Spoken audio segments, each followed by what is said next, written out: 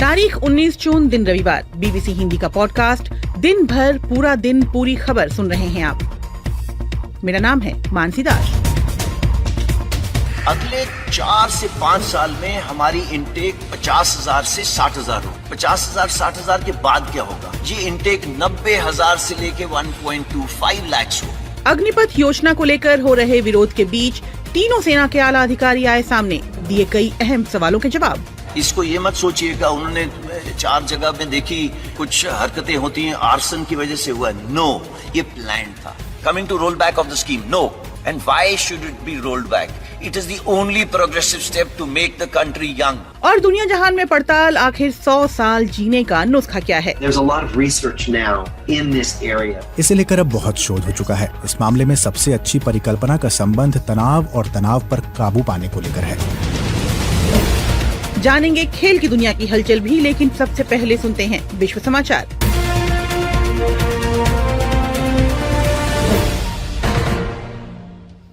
BBC समाचार। अफगानिस्तान की राजधानी काबुल में गुरुद्वारे पर बीते कल हुए हमले की जिम्मेदारी इस्लामिक स्टेट यानी आईएस ने ले ली है और कहा है कि ये हमला भारत में पैगंबर मोहम्मद के खिलाफ दिए गए आपत्तिजनक बयान का बदला है। इस हमले में कम से कम 3 लोग मारे गए थे। ये गुरुद्वारा अफगानिस्तान में आखिरी बचा गुरुद्वारा है। काबुल में इस गुरुद्वारे पर हमले के बाद भारत सरकार ने कहा है कि भारत आना चाह रहे अफगान में बसे सिखों के लिए वो आपात स्तर पर 100 वीजा जारी करेगी। स्पाइसजेट के एक विमान को बीच हवा में दुर्घटना का शिकार होने के बाद उसे पटना हवाई अड्डे पर सुरक्षित उतार लिया गया है। विमान में 185 यात्री सवार थे। पटना से दिल्ली जा रहा ये विमान बीच हवा में एक पक्षी से टकरा गया, जिसके बाद उसके एक इंजन ने काम करना बंद कर दिया। इसके बाद इसकी आपात लैंडिंग कराई गई। पेट्रोल डीजल की भारी कमी से जूझ रहे श्रीलंका के सार्वजनिक सुरक्षा मंत्रालय ने पुलिस और सुरक्षा बलों से कहा है कि वो गुस्साए लोगों के खिलाफ कम से कम ताकत का इस्तेमाल करें। शनिवार को एक पेट्रोल पंप पर नाराज लोगों की भीड़ द्वारा हुई हिंसा को काबू में करने के लिए सुरक्षा बलों ने गोलियां चलाई थी, जिसमें कम से कम 7 लोग घायल हुए थे। थिंक टैंक एडवोकाटा इंस्टीट्यूट से जुड़े धननाथ फर्नांडो का कहना है कि मौजूदा संकट से उबरने के लिए श्रीलंका को अंतर्राष्ट्रीय मुद्रा कोष की मदद की जरूरत है। IMF program will provide access for other financing options. That would be the main way that we will get the help. But IMF अंतर्राष्ट्रीय मुद्रा कोष की मदद से आय के दूसरे स्रोतों के विकल्प खुलेंगे। मदद मिलने का ये बड़ा जरिया होगा। लेकिन मुद्रा कोष पहले ही कह चुका है कि मदद देने से पहले वो डेट रिस्ट्रक्चरिंग प्लान पर विचार कर रहा है। इस पर अगले सप्ताह चर्चा शुरू होगी, लेकिन मुझे लगता है कि मुद्रा कोष से मदद मिलने की प्रक्रिया धीमी रहेगी। थिंक टैंक एडवोकाटा के धननाथ फर्नांडो। शनिवार को यूक्रेन की राजधानी कीव के दौरे से लौटे ब्रितानी प्रधानमंत्री बोरिस जॉनसन ने यूक्रेन को हथियार और आर्थिक मदद देने के लिए 4 सूत्री योजना की घोषणा की है। उन्होंने कहा कि यूक्रेन के टुकड़े करने के बाद भी रूसी राष्ट्रपति व्लादिमीर पुतिन की महत्वाकांक्षा कम नहीं होगी। दूसरी तरफ पश्चिमी देशों के नेताओं ने चेतावनी दी है कि रूस यूक्रेन युद्ध कई सालों तक जारी रह सकता है और इस युद्ध में रूस को हराने के लिए यूक्रेन को स्थायी मदद देनी होगी। नाटो के प्रमुख जेंस स्टोल्टनबर्ग ने कहा है कि भले ही कीमत अधिक हो, यूक्रेन को दी जाने वाली मदद रुकनी नहीं चाहिए।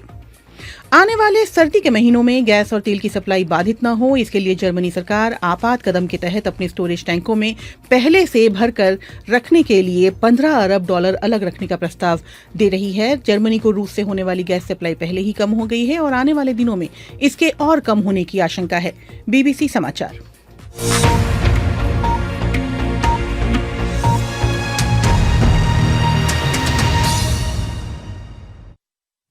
स्वागत है आपका बीबीसी हिंदी के पॉडकास्ट दिन भर पूरा दिन पूरी खबर में। इसे आप बीबीसी हिंदी के फेसबुक और यूट्यूब पर लाइव सुन रहे हैं। आपके साथ आज मैं हूं मानसी दास। 14 जून को सरकार ने सेना में जवानों की भर्ती के लिए अग्निपथ योजना की घोषणा की। उसके बाद से देश के कई राज्य इस योजना के विरोध के आग की आंच झेल रहे हैं। 4 साल के लिए सेना में नियुक्ति की इस योजना को लेकर देश के युवा नाराज हैं और सड़कों पर उतर आए हैं। बीते दिनों बिहार, उत्तर प्रदेश और तेलंगाना में युवाओं ने 14 रेलों को आग के हवाले किया। कई जगहों पर रेलवे के दफ्तरों में तोड़फोड़ की। शनिवार को इस कारण करीब 300 ट्रेनें रद्द की गई। इस मसले को लेकर कई तरह के सवाल उठे। नेताओं के बीच बयानबाजी भी हुई। इन्हीं सबके बीच लगातार 2 दिनों से यानी बीते कल और आज रक्षा मंत्री राजनाथ सिंह ने तीनों सेनाओं के प्रमुखों से भी बात की। आज तीनों सेनाओं के आला अधिकारियों ने आज दोपहर से लेकर एक साझा प्रेस कॉन्फ्रेंस की और अग्निवीरों की भर्ती से जुड़े सभी सवालों के उत्तर दिए। कुछ सवालों के जवाब आपको हम सुनवाते हैं। अग्निपथ योजना को लेकर सबसे पहला सवाल यही था कि आखिर इसकी जरूरत क्यों पड़ी। इस सवाल का जवाब सैन्य मामलों के विभाग के अतिरिक्त सचिव लेफ्टिनेंट जनरल पुरी ने दिया। ये रिफॉर्म लॉन्ग पेंडिंग था। 1989 में ये काम शुरू हुआ था। हमारी तमन्ना थी कि ये काम शुरू हो, बट उसकी और भी कई सारी पहलू थे। वो चाहता था कि ऑफिसर की एज कम हो, कमांडिंग ऑफिसर की एज कम हो, टीथ टू टेल रेशियो कम हो, तो एक एक करके ये काम शुरू करा गया। कमांडिंग ऑफिसर की एज कम करी गई, जो हमारी टीथ टू टेल रेशियो है वो कम करी गई। उसके बाद कारगिल रिव्यू कमेटी के अंदर अरुण सिंह कमेटी ने बोला एक सीडीएस का गठन होना चाहिए, वो काम हुआ। अब उसी चीज को आगे ले जाते हुए हमने जो नेक्स्ट रिफॉर्म था वो था कि किसी तरीके से जो एज हमारी 32 साल है, 32 साल को किस तरीके से 26 साल ला सके। 2030 के अंदर हमारे देश के अंदर 50% पीपल 25 साल की उम्र से कम होंगे। इसको स्टडी करा गया पिछले 2 साल। पहले तीनों चीफ जनरल रावत मिलके एंड कई लोगों से इसके बारे में डिस्कशन करी कि क्या क्या तरीके हैं, इसकी परसेंटेजेस कैसे करें। उसके अलावा हमने स्टडी करी बाहर के देशों की, एंड इससे होगा क्या, ideal mix youthfulness and experience का। एक सवाल ये उठ रहा था कि क्या विरोध प्रदर्शनों के तीव्र होने के बाद सरकार ने विभिन्न सरकारी सेवाओं में 10% के अग्निवीरों के लिए आरक्षण की घोषणा की। क्या सरकार के रुख में इस मामले में नरमी दिखने लगी थी? इसका क्या जवाब मिला, देखिए। इसको ये मत सोचिएगा उन्होंने 4 जगह में देखी कुछ हरकतें होती हैं आर्सन की वजह से हुआ। नो, ये प्लान था। ये क्यों प्लान था? बिकॉज मालूम था कि ये 75% जो युवक हैं 4 साल फौज के रहने के बाद ये देश में वापस जाएंगे, ये देश की ताकत है। ये प्लान्ड था कि कितना परसेंटेज दिया जाएगा। क्यों? बिकॉज 75% देश की ताकत है। Age relaxation same thing. तीसरा सवाल युवाओं की उम्र को लेकर उठ रहा था कि 17.5 से 21 साल यानी 10वीं के युवा अगर इसमें जाएंगे तो फिर वे जल्दी रिटायर भी होंगे। इसका क्या जवाब मिला, सुनिए। 12वीं क्लास के हम ले सकते थे, बट सी हमारा काम थोड़ा जोखिम का है। एंड आप देखते हैं जब भी युद्ध हुए हैं आपकी भी आंखें भर जाती होंगी और आपका दिल पिघल जाता होगा जब आप देखते हैं बॉडीज नीचे आते हुए। तो ये काम थोड़ा अलग किस्म का है। इस काम को मद्देनजर रखते हुए हमने देखा कि इसकी उम्र 17.5 एक एंड पे, दूसरे एंड पे 21, इसमें कोई तब्दीली नहीं है। 17.5 साल 21 साल मैंने आपको बताया। उसके अंदर चेंज क्यों करा गया? इसलिए चेंज करा गया कि पिछले 2 साल के लिए कोविड की वजह से भर्ती बंद थी। चौथा बड़ा सवाल कुल भर्तियों के सवाल पर उठ रहा था कि क्या हर साल केवल 46,000 युवकों की ही भर्ती होगी, और क्या भारत की युवा आबादी को देखते हुए ये संख्या काफी कम नहीं है?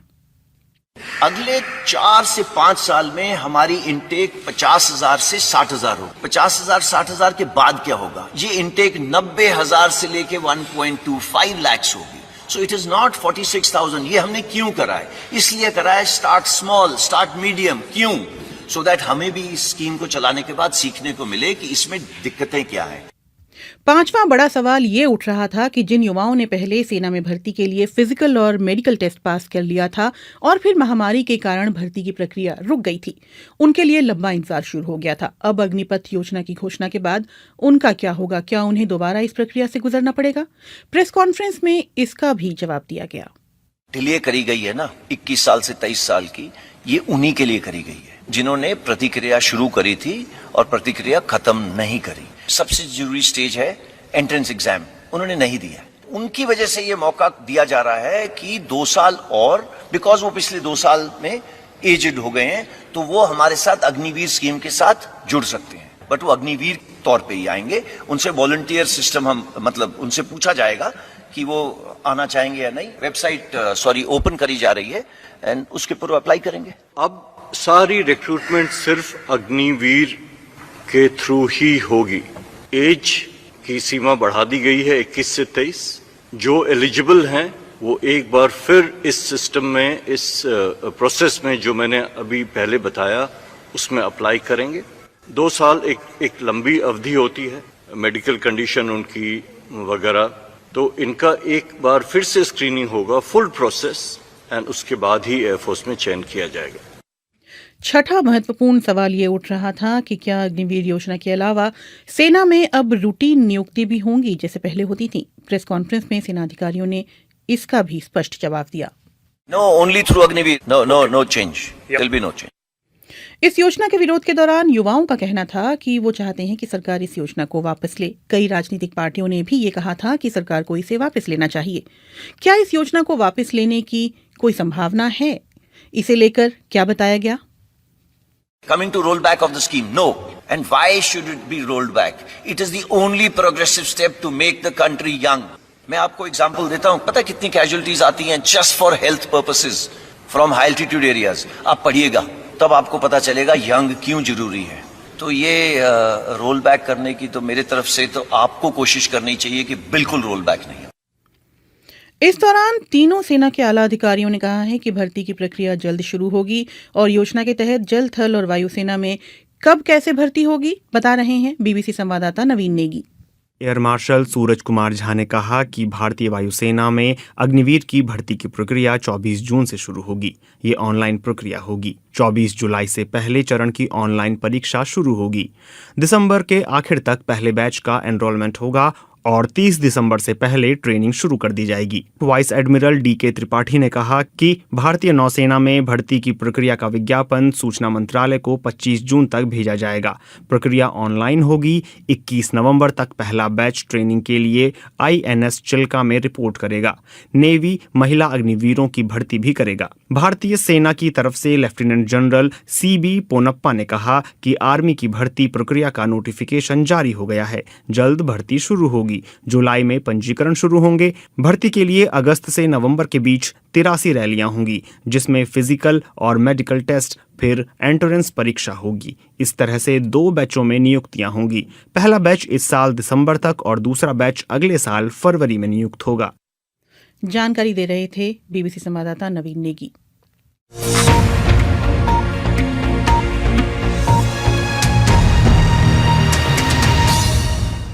आप सुन रहे हैं बीबीसी हिंदी का पॉडकास्ट दिन भर पूरा दिन पूरी खबर। इसे आप बीबीसी हिंदी के फेसबुक और यूट्यूब चैनल पर लाइव सुन रहे हैं।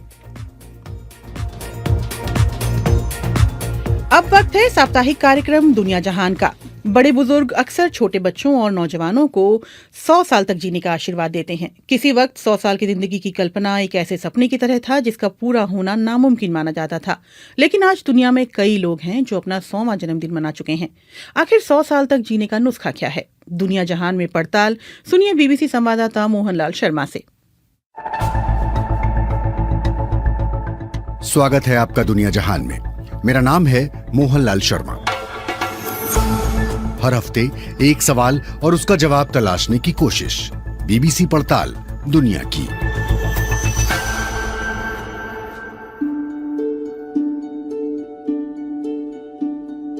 तारीख थी 2 जनवरी और दिन था शुक्रवार। जापान के एक छोटे से गांव में एक बच्ची का जन्म हुआ। उसका नाम रखा गया कने।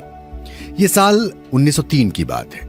119 साल बाद यानी अप्रैल 2022 में कने तनाका की मौत हुई। वो आधिकारिक तौर पर दुनिया की सबसे उम्रदराज शख्स थी। उन्होंने अपने जीवन के आखिरी साल नर्सिंग होम में बिताए। वो सुबह 6 बजे उठती, गणित के सवाल हल करती, बोर्ड गेम्स खेलती, चॉकलेट खाती, कॉफी और सोडा पीती। एक वक्त ऐसा भी था जब बुजुर्ग भले ही 100 साल तक जीने का आशीर्वाद देते हों, लेकिन ऐसे ख्याल का सच होना नामुमकिन माना जाता था। लेकिन अब ऐसा नहीं है। तो इस हफ्ते दुनिया जहान में पड़ताल इसी सवाल की कि 100 साल तक जीने का नुस्खा क्या है। इस सवाल का जवाब तलाशने के लिए हमने कुछ एक्सपर्ट से बात की। पार्ट 1 दूसरी जिंदगी। Now it is not unusual to live 100 years. नहीं, 100 साल तक जीने में अब कुछ असामान्य नहीं है।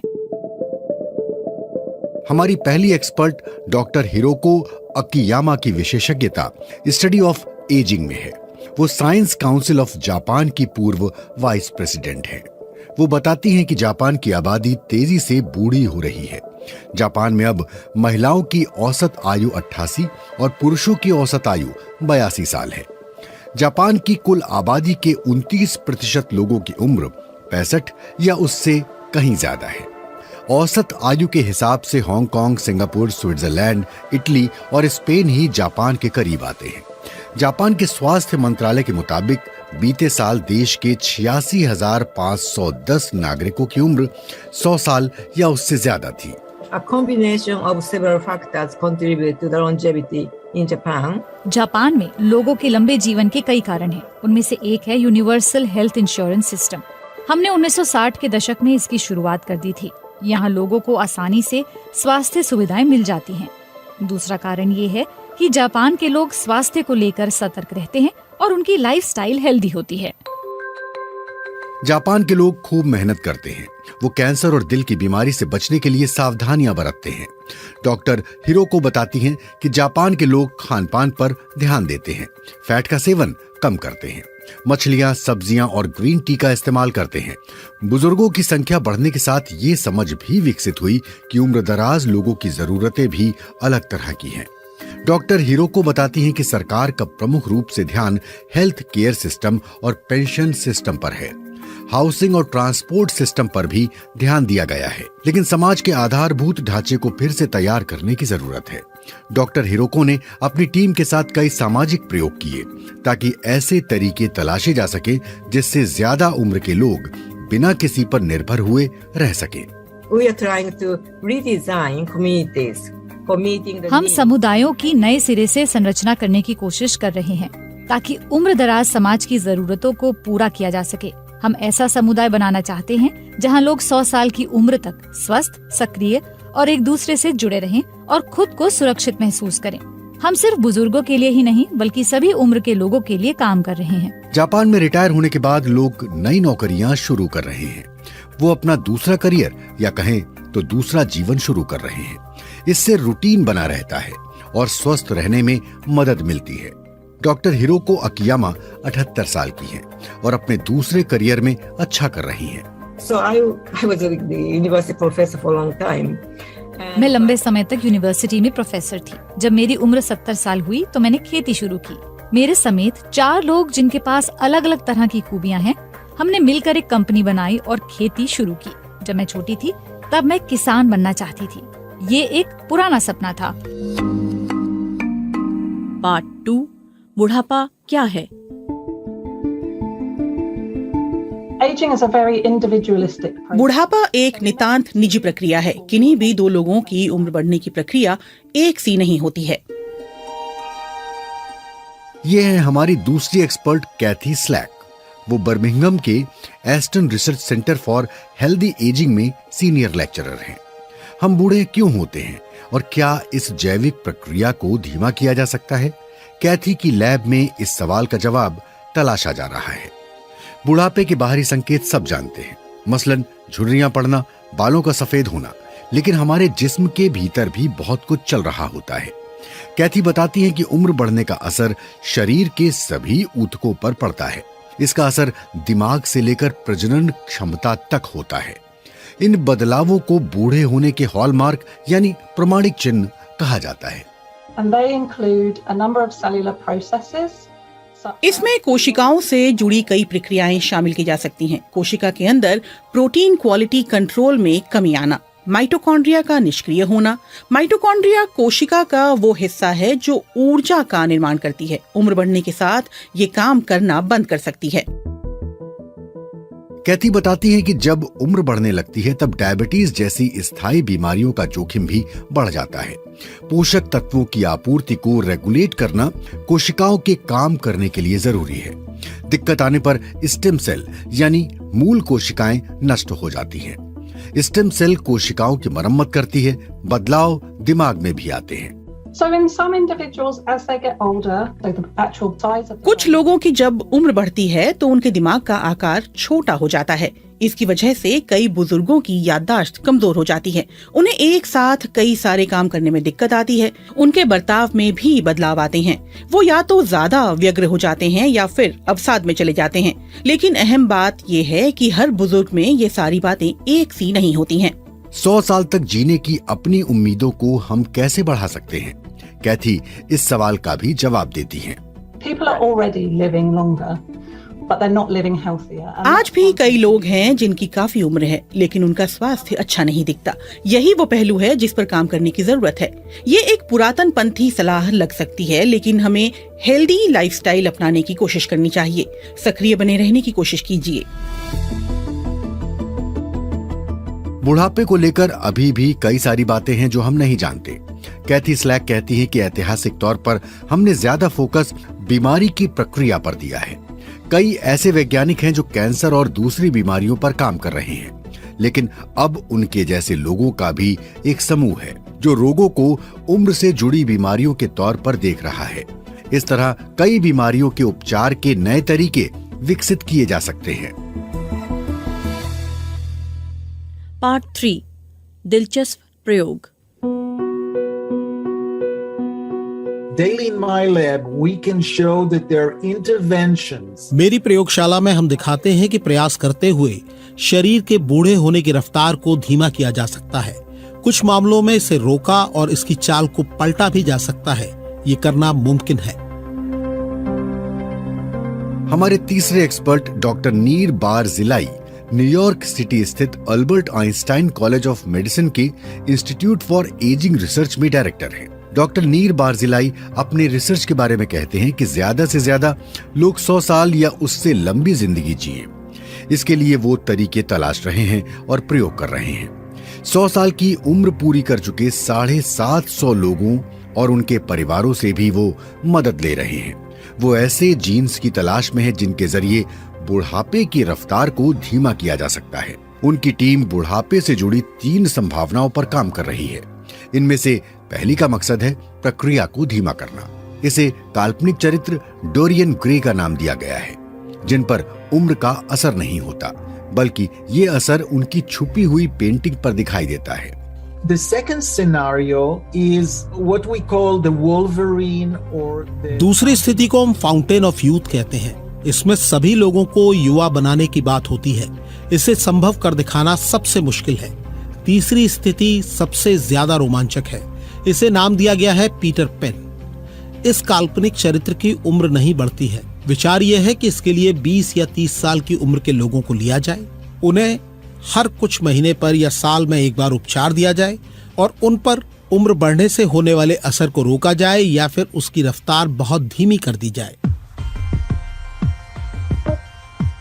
बायोमार्कर्स ऐसे मॉलिक्यूल्स यानी अणु हैं जो अंदर की बीमारियों को लेकर संकेत देते हैं, जैसे कि कोलेस्ट्रॉल दिल की बीमारी को लेकर संकेत देता है।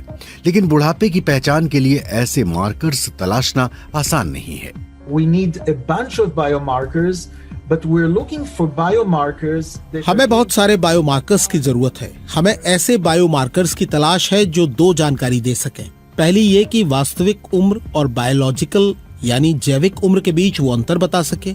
आप जानते हैं कि कुछ लोग अपनी उम्र से कम तो कुछ ज्यादा नजर आते हैं। दूसरे नंबर पर हम ये चाहते हैं कि उम्र बढ़ने की रफ्तार कम करने के लिए हम जो दवा बना रहे हैं, जब उनका इस्तेमाल हो तब बायोमार्कर्स में बदलाव दिखाई दे।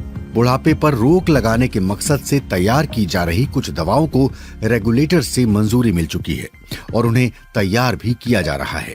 इनका इस्तेमाल दूसरी स्थितियों में भी किया जाता है, जैसे कि ट्रांसप्लांट के बाद जिस्म अंग को खारिज न कर दे। इसके लिए ये दवाएं दी जाती हैं। क्या आपको उम्मीद है कि आपके जीते जी इस दिशा में कोई बड़ी कामयाबी हासिल होगी?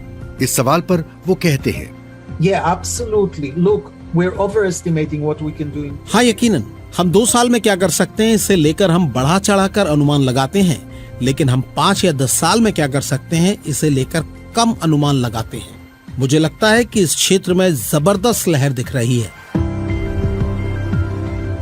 नीर कहते हैं कि दुनिया भर के अमीर लोग भी इसमें निवेश कर रहे हैं और आगे इसकी रफ्तार बढ़ेगी। पार्ट 4 उम्र बढ़ाते हैं दोस्त।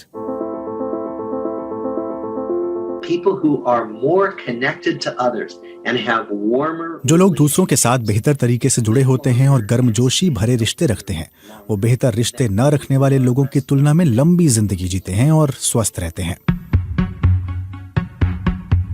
हमारे चौथे expert Robert Waldinger Harvard medical school में मनोचिकित्सा के प्रोफेसर हैं। वो Harvard study of adult development के डायरेक्टर हैं। We are in our 84th year. This is, as far as we know, ये हमारे अध्ययन का 84वां साल है। हमारी जानकारी के मुताबिक लोगों के एक ही समूह पर ये सबसे लंबा अध्ययन है। इसकी शुरुआत तब हुई थी जब वो किशोर थे। ये उनके बुजुर्ग होने तक जारी है। अब हमने उनके बच्चों पर अध्ययन शुरू कर दिया है। हमने ये जानने की कोशिश की कि इंसानी जीवन में क्या गलत हुआ और इससे सही ट्रैक पर चल रही जिंदगी को लेकर अध्ययन में भी मदद मिलेगी। इस अध्ययन की शुरुआत 1938 में हुई। रॉबर्ट बताते हैं कि शुरुआत में 724 प्रतिभागी थे। उनमें से ज्यादातर की मौत हो चुकी है, लेकिन 90 और 100 साल से ज्यादा उम्र के कुछ लोग जिंदा हैं। इस अध्ययन से कुछ ऐसी बातें सामने आई जिनसे हम परिचित हैं। ये हैं पौष्टिक आहार लेना और लाइफ स्टाइल से जुड़ी आदतें, जो लंबी उम्र जीने में मददगार हैं। रॉबर्ट के मुताबिक इस अध्ययन से पता चला कि दूसरे लोगों से ज्यादा रिश्ते रखने, अपने आसपास के लोगों से ज्यादा जुड़े रहने और गर्मजोशी दिखाने से लोगों को स्वस्थ रहने में मदद मिली। There's a lot of research now in this area. इसे लेकर अब बहुत शोध हो चुका है। इस मामले में सबसे अच्छी परिकल्पना का संबंध तनाव और तनाव पर काबू पाने को लेकर है। मान लीजिए अगर दिन में ऐसा कुछ हुआ जिसने आपको परेशान कर दिया या फिर आपके किसी से बहस हो गई, तो आप अपने शरीर में जकड़न सी महसूस करेंगे। आप घर आते हैं और अगर आपके पास ऐसा कोई भरोसेमंद व्यक्ति है जो आपकी बात सुने, तो आपको महसूस होगा कि आपकी थकान उतर गई है।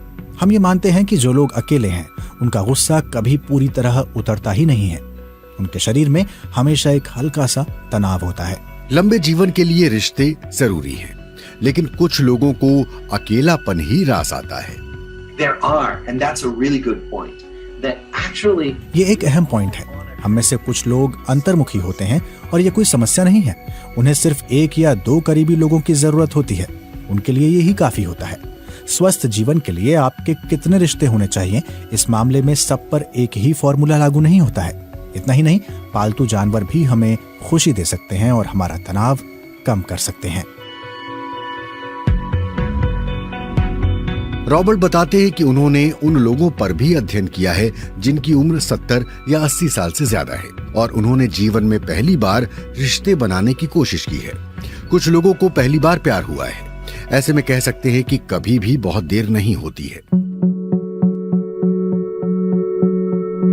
लौटते हैं उसी सवाल पर कि 100 साल तक जीने का नुस्खा क्या है।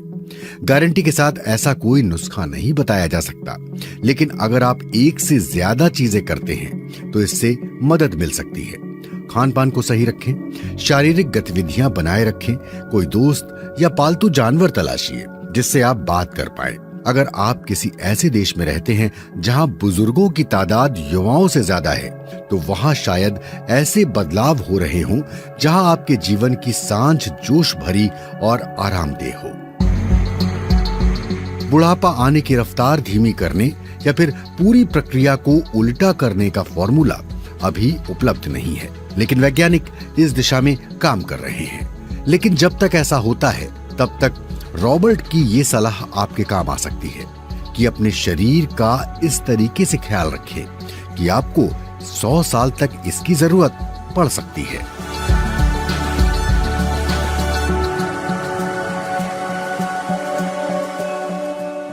और अब खेल की खबरें। सीधे चलते हैं आदेश कुमार गुप्त के पास और उनसे जानते हैं कि आज भारत और दक्षिण अफ्रीका के बीच खेला जा रहा 5वां T20 मैच कहां तक पहुंचा। आज मैच देर से शुरू हुआ आदेश जी। जी मानसी जी, क्योंकि बेंगलोर में ये मुकाबला खेला जा रहा है, दोनों टीमें 2-2 से बराबरी पर है, इसलिए मैच का जो नतीजा है वो डिसाइड करेगा कि सीरीज किसके पक्ष में जाएगी। और जैसा कि आपने कहा कि बारिश की वजह से खेल रुका, लेकिन ताज़ा समाचार ये है कि ग्राउंड्समैन के मेहनत के बाद 19 ओवर का ये मुकाबला है। भारत ने टॉस हारकर पहले बल्लेबाजी की दावत पाकर थोड़ी देर पहले 2 ओवर में तूफानी शुरुआत करते हुए बिना किसी नुकसान के 20 रन बना लिए। ईशान किशन केवल 7 गेंदों पर 15 रन बनाकर खेल रहे हैं। उन्होंने 2 छक्के लगाए हैं, उनका साथ दे रहे हैं ऋतुराज गायकवाड़। 5 गेंदें खेलकर उन्होंने 3 रन बनाए, लेकिन भारत को एक अच्छा स्कोर बनाना होगा और इसमें ईशान किशन के अलावा ऋतुराज गायकवाड़, ऋषभ पंत और उसके बाद दिनेश कार्तिक और हार्दिक पांड्या को जबरदस्त बल्लेबाजी करनी होगी, क्योंकि दक्षिण अफ्रीका के पास भी क्विंटन डिकॉक, रासी वांडर डुसेन, बिलर, पेट्रोसियस जैसे अच्छे बल्लेबाज हैं जो तेज गति से रनों को बनाने की क्षमता रखते हैं। और यहाँ ये डिपेंड करेगा कि भारत कितना स्कोर बनाता है, क्योंकि उसके बाद जब गेंदबाजी करने आएंगे तो निश्चित रूप से मैदान थोड़ा ढीला होगा, गेंदबाजों को ग्रिप बनाने में थोड़ी दिक्कत होगी। जी, आपके अनुसार किसका पलड़ा भारी लग रहा है आपको? जी देखिए, अभी तक जिस तरह से भारत ने लगातार 2 मुकाबले जीतकर सीरीज में वापसी की है, तो भारत का मनोबल काफी ऊंचा है, लेकिन उसे दक्षिण अफ्रीका से बचकर रहना होगा। जी, शुक्रिया आदेश जी। दिन भर पूरा दिन पूरी खबर में खबरों के सिलसिले को आज यहीं लगाम देते हैं। आज स्टूडियो संभाला राजेश चौहान ने। कल शाम 7:30 बजे आपसे फिर होगी मुलाकात। आज के लिए दीजिए अनुमति। नमस्कार।